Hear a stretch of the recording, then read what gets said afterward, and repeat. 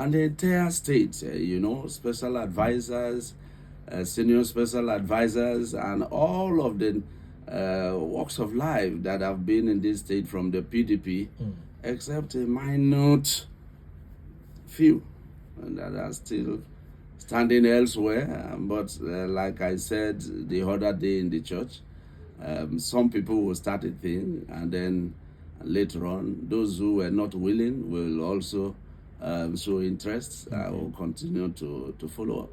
Well, when you say minute, it's a very prominent figure, or more than one. And they also have large followers. The deputy governor, Senator Lawrence Erujakpo, conspicuously absent. The Senator Henry Seriake Dixon, conspicuously absent. These are very big politicians who have large followership, if you ask me. What do you make of their decision not to join this party? Well, you may look at it whichever way you want to look at it, but for me, there had always been an adage. It is only when a tree nears another that the monkey seems to be smart. And so nobody is large, nobody is big in politics. It could be in the name, it could be in the size, but it is people that make men big. As I am in the Senate, take away my supporters from the different constituencies and wards, I'm nobody. And that is how it is. We make the party PDP strong, the grassroots, the people, the supporters, and that is the party. And if the supporters are taken away and an image is standing somewhere, he's on his own. He or she is on his own. That is how it is. All the names, the small names as you may think, they are the big names. Nobody is small. And so I believe in the small names. I don't believe in the big names. The big names are made by the small names. And we don't look down on the small names. And where we are right now, the party all of us were glorying over is no longer there. The Nigerians are not stupid people. Bayelsans are not stupid people. At least, by the grace of God, there are about 500 universities in this country. And so many Bayelsans have gone through most of those universities. And I've come to know what the Constitution stands for. When a party is dwindling and nosediving, we should be able to know. There are prophets in this country that have also prophesied over the PDP, the People's Democratic Party. We should be able to believe them, because if we believe them according to the Bible, it is then we will prosper. And we have to see just as they have seen. And we have to follow, we have to walk along with contemporary times. You don't dwell on the yesterday. You don't dwell on the yesterday. Yesterday is gone. And this is a new dawn or new dawn. And so we have to move according to the tide. We are a people, the river people. We don't need to dry up with the water that is already either congealing or trying to dry up. We don't need to follow that trend. For those people who do not feel happy, they say politicians cannot be trusted. Oh, we stood by the PDP. We put you in on the platform of the PDP. You convinced them, as in those people who are complaining, convinced us that the PDP was the best place to be. And then suddenly you're changing mouth, and in less than 48 hours, in fact, at some point in your own letter, you said the PDP cannot win even a councillorship position. Those who say that you have betrayed the PDP or the trust that you made them have in the PDP, what will your response to them? Well, fortunately and unfortunately, I have not seen anyone responding to my platform of his dissatisfaction of my stand. I don't know at which point anybody is aggrieved over my new decision. And I believe that all of us, that is why I said we have too many learned people. And so the decision I have taken and we have taken collectively is not just because of us. It's still because of the state. But they say it's your personal interest, not the state's interest. It is my interest. I am sent by the state. I'm sent by members of my constituency to the state to advocate, to solicit, and to stand for them, and to dare the weather where is suitable. And so if I have seen, and I am convinced that where I was standing and we were collectively standing is drowning. In fact, it is nowhere. That is what it means. Because what I hear, sometimes they may not hear. Yeah, that's the truth. And that is why I am here. Yeah. I have to tell them again and again that the PDP is in unresolvable crisis. Unresolvable crisis. Well, the members put themselves or the party in that crisis. Can't the members also bring themselves out of that crisis? If there is a member or a set of members that are causing the crisis, can't they be disciplined in the party? And that is why in my letter I exclaimed, I said, the likes of Solomon La, the likes of Alex Ekweme, the former vice president of the country at that time, that class of people are no longer there. And the party leadership at this time is not able to look at the various issues that they are supposed to address. And if they are not able to do that, it is not all of us that are at the leadership level. It is not all of us. And let me tell you, building up to the 2023 elections, where I was already earmarked for the senatorial election, I also whispered. I also wrote even in the papers. And some questions were also put on me or put to me.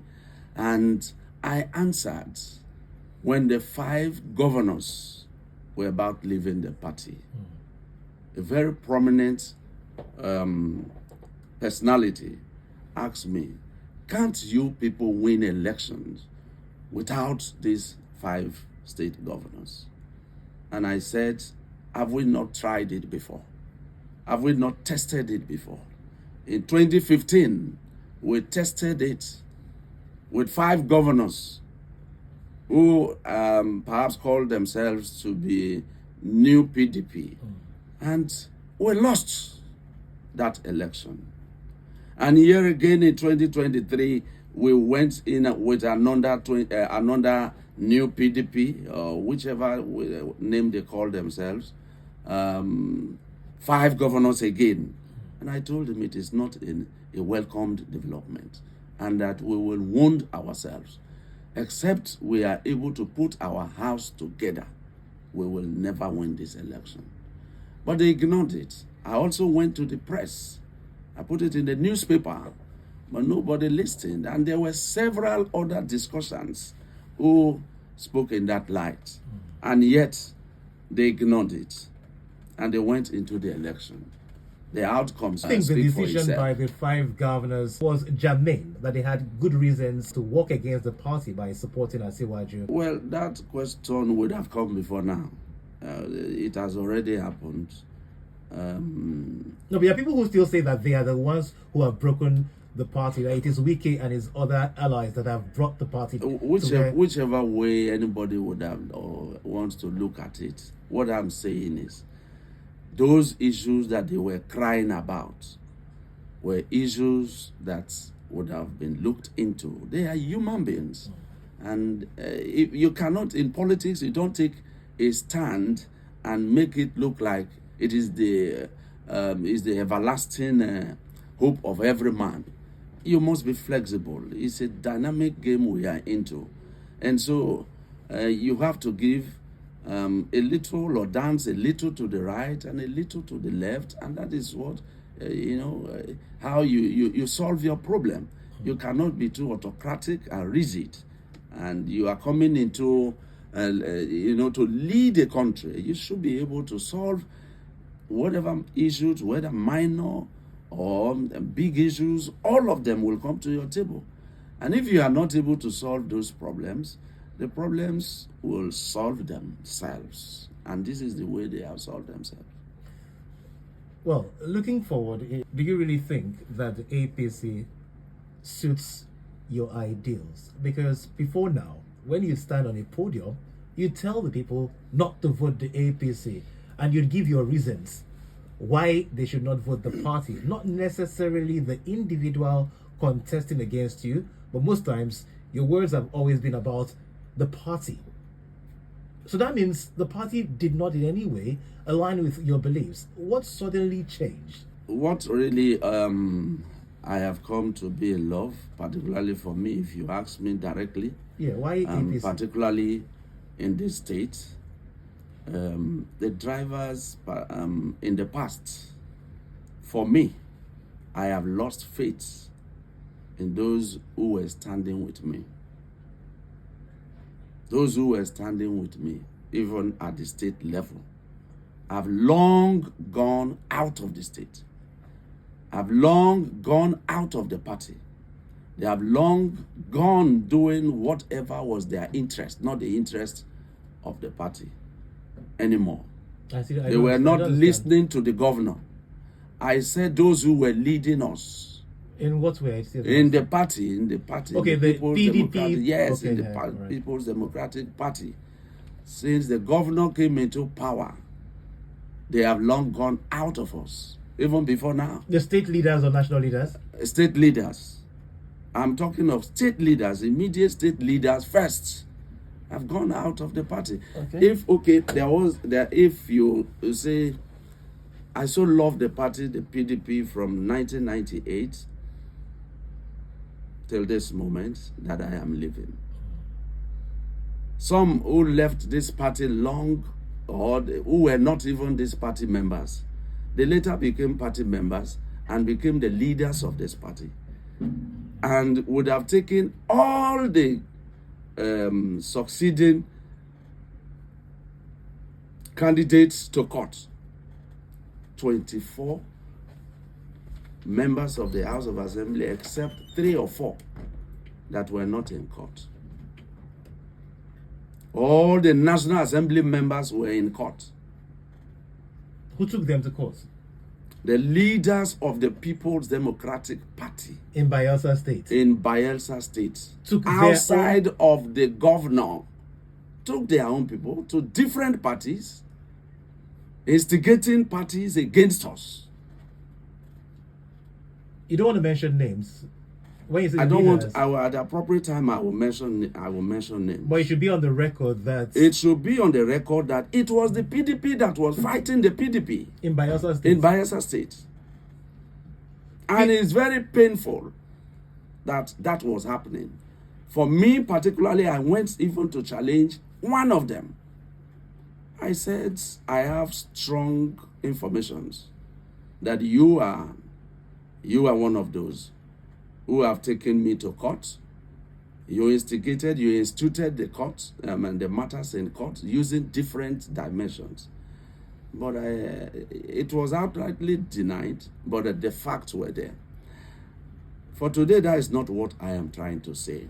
No, well, we'd like to know if it's so bad in the PDP. You may know in the coming days, you may know if I am pressed or pushed into that dimension, I will come up. But for today, the governor has said since he came on board, he has been resolving issues. He has been trying to bring in people. He is not building to destroy. And so we have all keyed into that, and we have been building bridges here and there. And so I wouldn't want to destroy or bring up issues that the governor is already handling. Right, but I'm telling you the reason why the PDP has become so disgusted in the states. we're no longer, affixed together. We're in pathways. Even before the PDP got destroyed at the national level, we were not together. The state party was not together. And that is what is playing out, that some people are saying, we are not going, or we will go, we are here, we are not here. That is what you are saying. You may be a prophet to what I have said, but I'm telling you that the PDP was not together even before the new bride came into the situation. And so the new ideology that you are asking me that may have changed our decision is that there is a renewed hope. A renewed hope. And you know where I came from? Sorry. I came from Korokorose. And in Korokorose, I came from a Gweware compound. In our growing days, when we went to different secondary schools and we were calling ourselves names, making promises here and there. My community elders who were in the secondary school at Oporoma came up to say that our compound's name is Hope Rising. Okay. Hope Rising. And I have always been with that rising hope. And I came to see another renewed hope. And so it must with my hope. Well, one of those hope meeting hope. I believe that Bayelsa is very hopeful. Bayelsa is hopeful that the president, even without us joining the party, have made some promises and some awards, to this state, and joining hands with our governor, promising to develop this state. I believe we will always be at the right path. Well, while you were in the PDP, your party criticized the APC, and you gave reasons why the Bola Tinubu administration was not the best for Nigerians to support. You were already preparing for 2027 to take over power, just like you had done in 2023 to take over from the Buhari administration. So I'm just wondering, if a place you said that had brought Nigerians into penury, suffering, hunger, insecurity, you said that the APC mentioned handling 3 areas: fixing the economy, ensuring that there's security in the country, and fighting corruption. You said, several of the PDP members, that the APC had rather taken Nigeria deeper into a corrupt state, deeper into poverty, and more Nigerians were in hardship, and insecurity was on the increase. The PDP had said this several times. So I'm wondering, there are several other parties you would have gone to, but instead you went to a place that you said was not good at all. And you're saying it's just because of a renewed hope? What exactly has President Bola Tinubu done to justify a support from any Nigerian for re-election? Well, as far as I'm concerned, I am also a very new member of the All Progressives Congress. I am going to read through the manifestos of the All Progressives Congress, and then I'll be able to know what actually was the manifestos. When you are outside, there are things you may not be able to articulate properly. And so going forward, I believe that I will answer these questions in a better way. Politics is an enlightened self-interest. Enlightened, underline the word enlightened, because you must take decisions that will be positive to your people. You must accept inconveniences. You must accept inconveniences. And when it is time for you to take those inconveniencing decisions, it must be in an enlightened form, not in a criminal, violent manner. Governor have been in the National Assembly as House of Reps member, and also as a senator, and now here as the governor of the state. He is the driving force. He is the one that is the vision carrier, and we will continue to back him up in this vision of the new renewed hope. I like to mention names. Let me tell you, Okay. new renewed hope.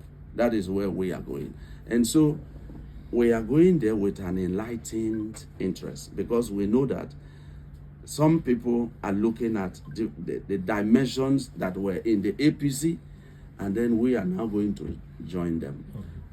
The governor has said he is going to marry all the interests together. Are you aware that where you're going to has a silver camp and a Heineken Lopobri's camp? And are you sure that you can really marry all of these together? I wanted to ask that question, but since you're saying the governor is a man of peace, it means that the governor intends to marry these persons. Yes. And you believe in the governor's ability to convince these persons to work together in the interest of the state. By the grace of God, that is possible. Because even before now, the governor has never been working alone. He has never looked at the party PDP alone as the people to be attended to. And that is, he has been extending his hands to even the All Progressive Congress and other places, other parties. He has always preached peace. He has always said all hands should come,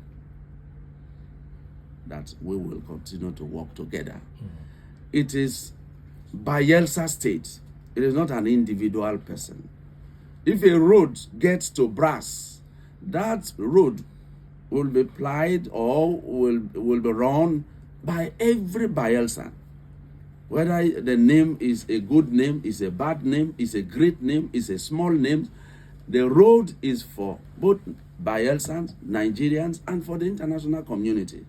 And if a road is going to Oporoma, the road will, everybody will make use of that road. PDP, APC will make use of that road. And let me tell you, when anybody dies in a family, both APC and PDP members are in the family. That is how it is. And so we are the same people. We speak the same language. We intermarry. We'll be able to talk to ourselves. All right. I'll still take you back to the PDP before we get to your actions at the National Assembly, because your people will definitely want to know what you're doing for them. Well, let me just go back a little bit, because there's something about communication. People hear things and interpret differently. You said that the PDP in Bayelsa State has been in crisis since 2023, and that the leader, who is not the governor of the state at the moment, has interests which run counter to what you had. And there are lots of people who are funding court cases against members of the PDP. And you say these people who were funding, from your findings, were members of the leadership of PDP. Can you just give us an understanding properly for just 5 minutes? If you can just explain the problem of the PDP in Bayelsa State, and then the fact that there are factions. Who are the members of both factions? We thought that the governor was in charge. Now let me tell you. I, as a growing up young man, I lived with my father in Port Harcourt, and they were telling us the story of how Boro died. Adakaboro died. They said Adakaboro was driving past a particular creek, and he saw a hut or a village where the Biafran flag was hoisted. He said, this is a place I have conquered. It's an environment I have passed. Who is there again in this place that is coming to hoist the Biafran flag. They have even passed before. He said, no, you must turn. Let us go there. This is my region. This is my creek. And they went back. And as they attempted to branch, he now stood in front. And while he was viewing the area, they shot him. And he fell to the boat. Is it the true story of the death of Adakaboro? I am telling you what that your father said. My father was living with the father of Adakaboro, and I was with them in the house in 24A Elechi Beach, Port Harcourt, mile 1 Job. And why am I bringing this analogy? I have left PDP. Whatever crisis that was in PDP, whatever is in PDP is no longer my problem. I wouldn't want to deal with issues that I have passed. And the rest should be with them. If there is anybody who will still be in the PDP to meet the crisis in the PDP and to solve the crisis in the PDP, I will be very happy to see those people who will solve the party's problem and stay and continue with this PDP, because we have all come to understand that the PDP, the leaders are not able to solve the crisis in the party anymore. You know, we thought it was a national problem. We didn't know that there was a crisis. PDP in Bayelsa State. There was problem here and there was also problem there. That is what I have told you. And I am still in court. Do you know that I'm still in court? Do you know that from that time till now, I, Kombowei Benson, have attended 10 court cases orchestrated by PDP leaders. In Bayelsa State? Yes. I've only been enduring. I've refused to come to the radio. I don't want to talk because I have received a lot of blessings from the party, and I do not want to speak against the party.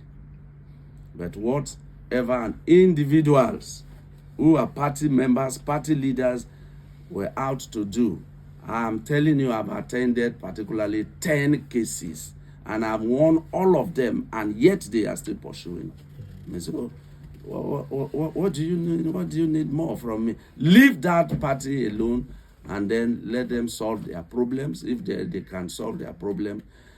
What I'm saying is that while we were there, we gave all the best, all our best. But the leaders decided to form camps and favor one part and not favor your part. Not just favoring my part. They decided to destroy the party. PDP leaders in Bayelsa State destroy PDP. PDP leaders in Bayelsa State. If I open my mouth will not just contain anybody's interest. And so I wouldn't want to go back. That is why I'm telling you, I don't want to go back. No, but if they come here, so there were people who listen were to me now. The if they come here to challenge anybody, we are no longer in the same party. And so I will speak up at them. So there is somebody who is bigger than the governor of Bayelsa State while you were in the PDP, who had more control of PDP than the governor. Well, the All Progressives Congress will always be managed by the governor, and he has promised that he will bring all the parties, whatever they are, he will be able to bring everybody together and ensure that we move the party forward and the state. Right. Well, let's get into your work at the National Assembly. Yes. You represent the people of the Central, and would like to know, how has it been? What exactly have you done? What motions, what bills have you sponsored? Or if there be constituency projects, what exactly have you done? We know you're a first timer. People have said that, for instance, Senator Natasha Akpoti-Oduah has been the darling of people on social media because they always would mention the number of vehicles or any empowerment programs you would take to our people. So what have you brought for your people? Well, thank you very much for this question. Like you earlier have said, the lawmaker is, or the legislature is actually a place of lawmaking. And we are sent there not only for the lawmaking, we are sent there to advocate. We are sent there also to collaborate with other factors to ensure that we are not shortchanged. And so in doing that, we go sometimes out of our way in trying to explain where we come from. You remember my first question, even in the National Assembly, I try to narrate the area I come from.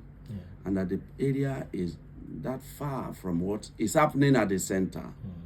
And so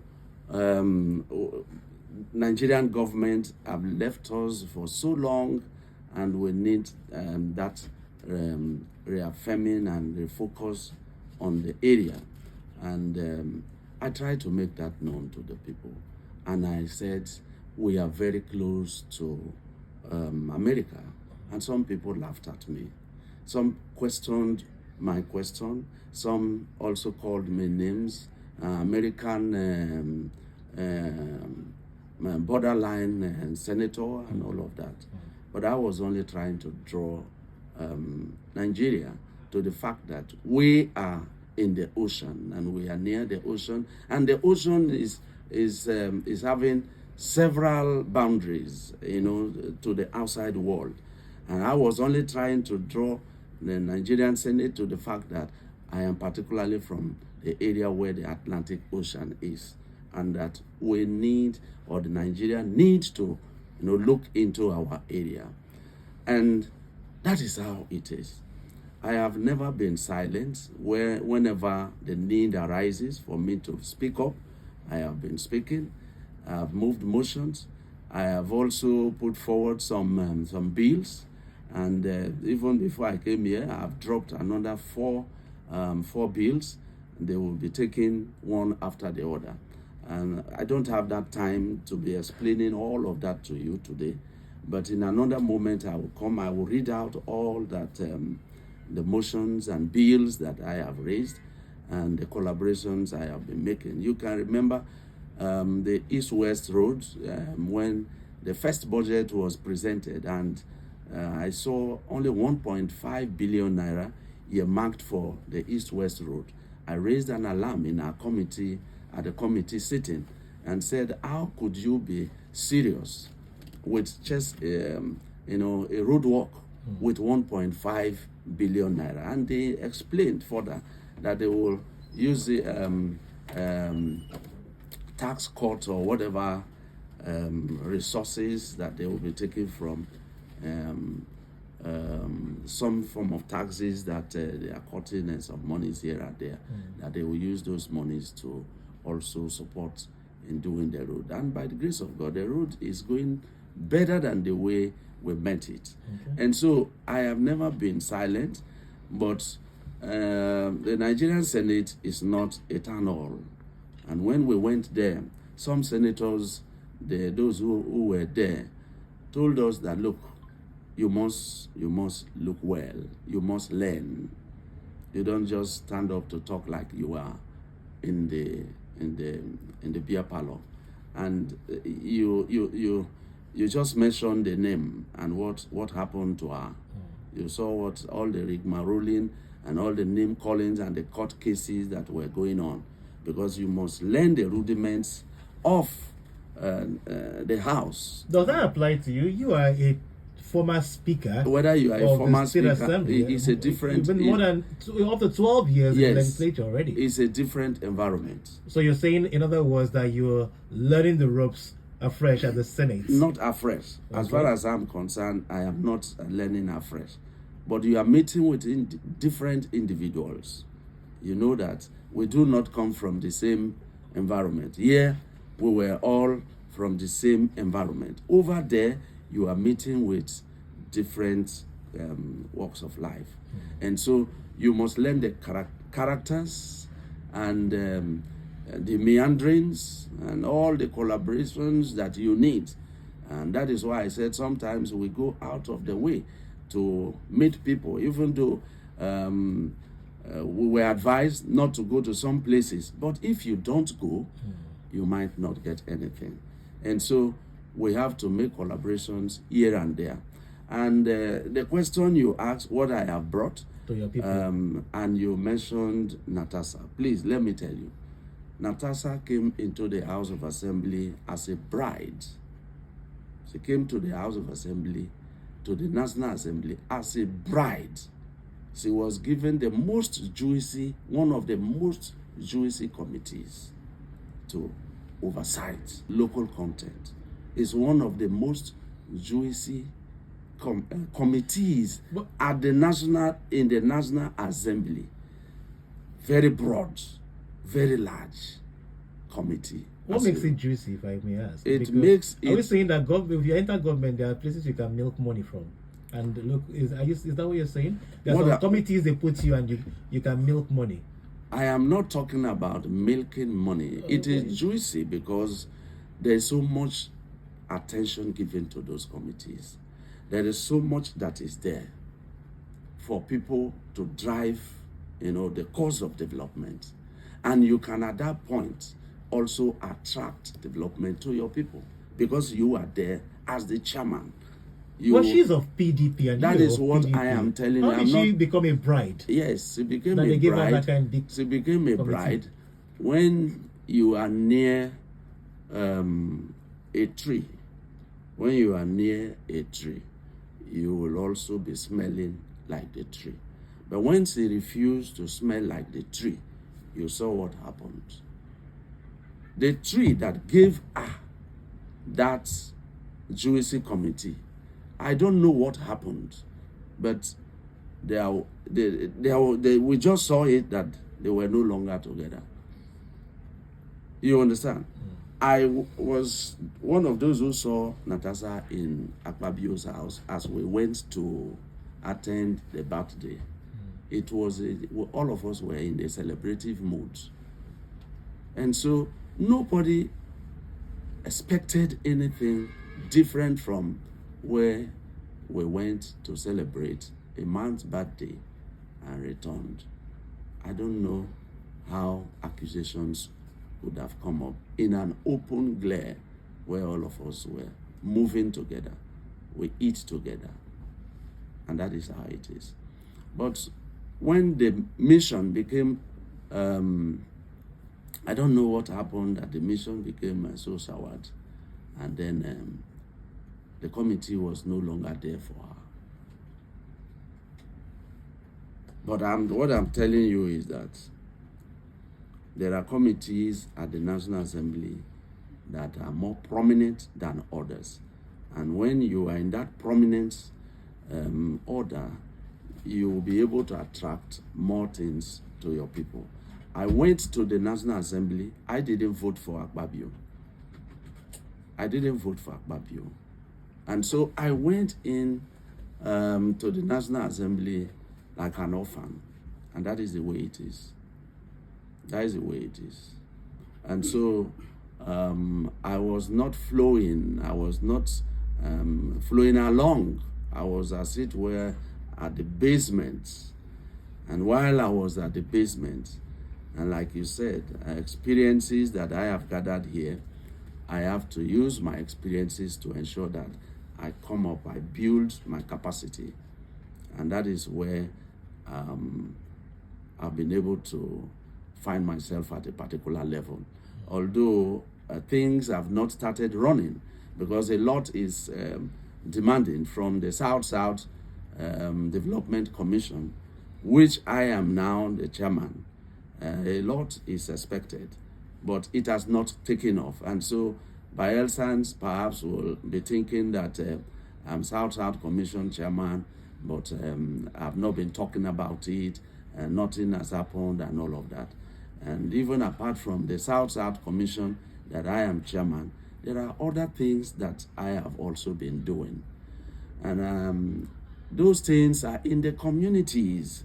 They, when you campaign, when we were campaigning, yes, the welfare of the people is one thing, but what the communities were demanding from us. There's solar lights, our area is dark, and I was preaching particularly about the darkness of our communities and our environment. And up to now, if you get to some places, that darkness is everywhere. And so I attempted to solve the problem of darkness through the communities. And so many communities were lightened up. And you don't want to mention the names of these communities or whether they were in Southern Ijo, Yenagua, I've told you about 31 communities. I have projects in about 31 communities. In Kolokuma Pokuma, we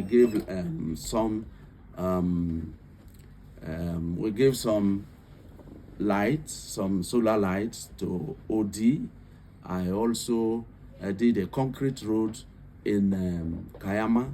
I also did sent some solar lights to Opokuma, and also I think we did something in Sabagria.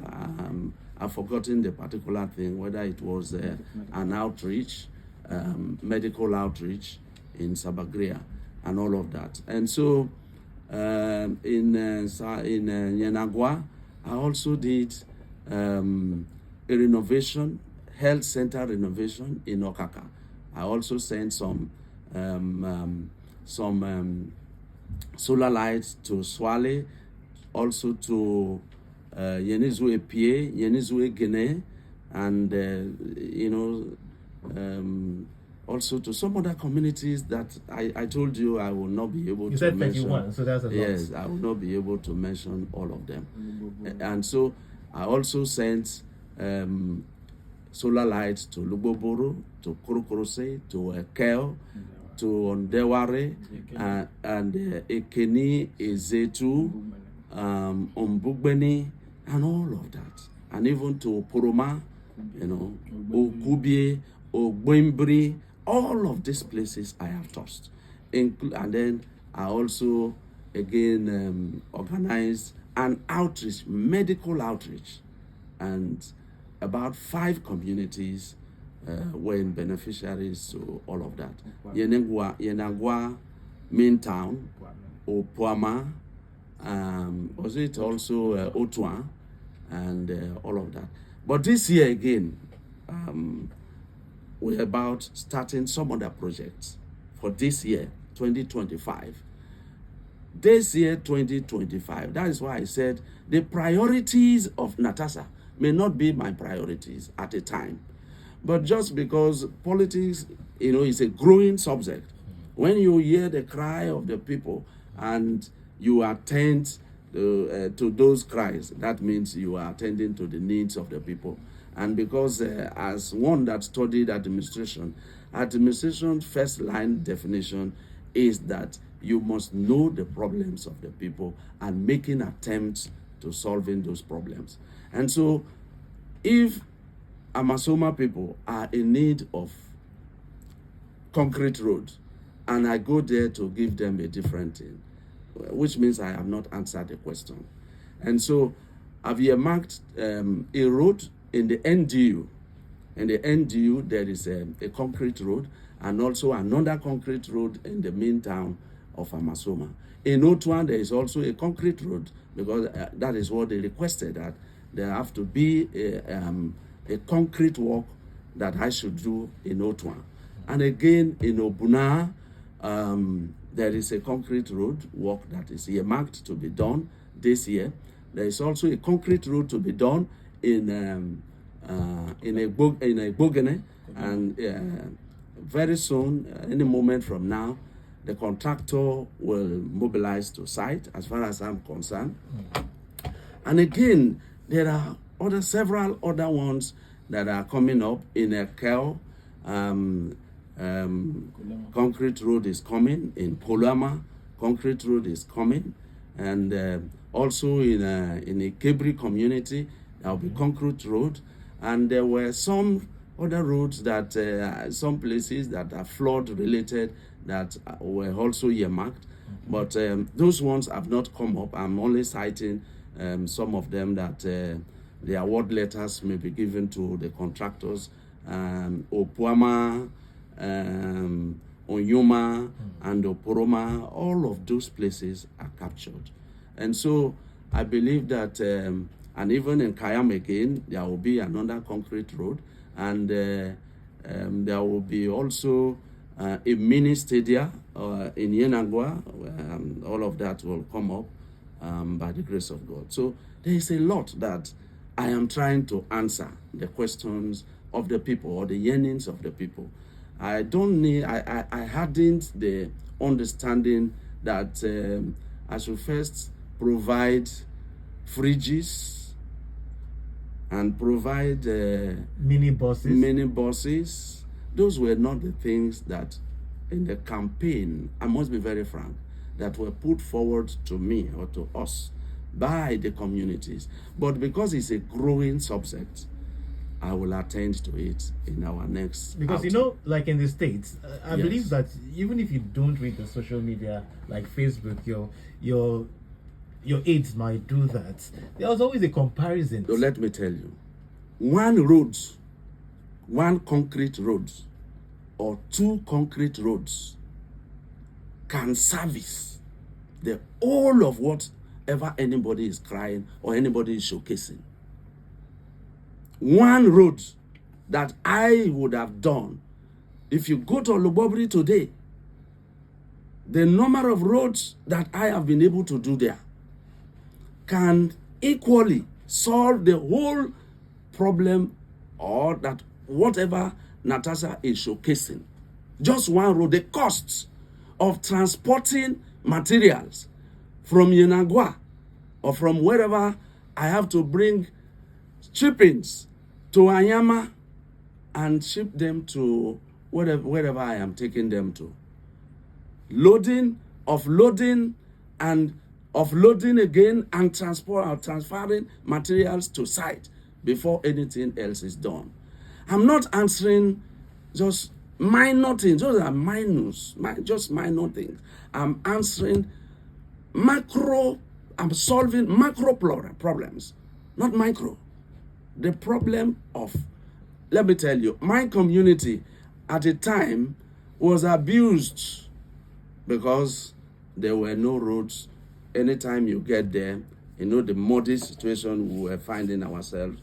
You can't go there with dressed up properly. You can't go there. And the people will be falling just upside down. Until I came up to attend to those. As a senator or as a speaker? As a speaker. Okay. I attended. And up to now, I'm still doing. And I will still do more. Because people would expect a lot from you. They say you're a former speaker of the Bayelsa, two-time speaker, Yes. and now a senator. They're saying you should have connections. You should not go and start from the scratch. It is not a rocket science. It is not just something you know here and you just transport it there. If I get you, then you blame you blame some of these things on people not understanding what your own plan was, but you explain your plan to your people, and it is what they have told you as their needs that you are fixing. Yes. And that if, for instance, you were in a juicy committee like Natasha, you would have done more. That is not and what... now that you have gone to the APC, you're sure of getting into a juicy committee. No, that is not what I'm saying. Okay. Even apart from that, I said Natasha was like a bride, and she was given a juicy committee that she has a very large box to open. It was not so with me. But even at that, I had my way of doing things. My collaborations here and there, I was able to source for a number of things. And these are the things I am mentioning to you. I'm not comparing myself with what Natasha is doing. No, and what I try, the people are comparing. So what I'm trying to say is that one roads or two concrete roads that I am attending to can cover up how much is a mini bus and how much is a fridge to be compared to a kilometer of road, or 300 meters of road, or 500 meters of road that you would have constructed. Okay, is there a misconception among people as per the expectation? And up till now, let me tell you, until my mind tells me that I'm not attending to the needs of the people. That is, if I am not answering the questions that the communities have put on me or put to me, because communities request. I sent out people to the various communities. Apart from the campaign, I still went out to meet the leaders, and whatever I am doing were the things that the communities sent back to me.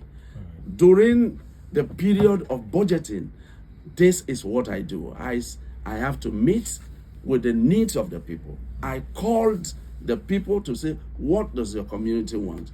Give me your community needs. Like two community leaders in a particular community, they were called differently, but they gave me the same needs. And so I have to attend to it. If the Amananawe of Ekel says, look, come and do our road. If the Majesty Ebogboro says, come and do our road, whom should I listen to? Should I give them sewing machines or fridges in the place of concrete road that they have demanded from me? You know that I have to dredge, only to dredge one. I mean, I don't understand.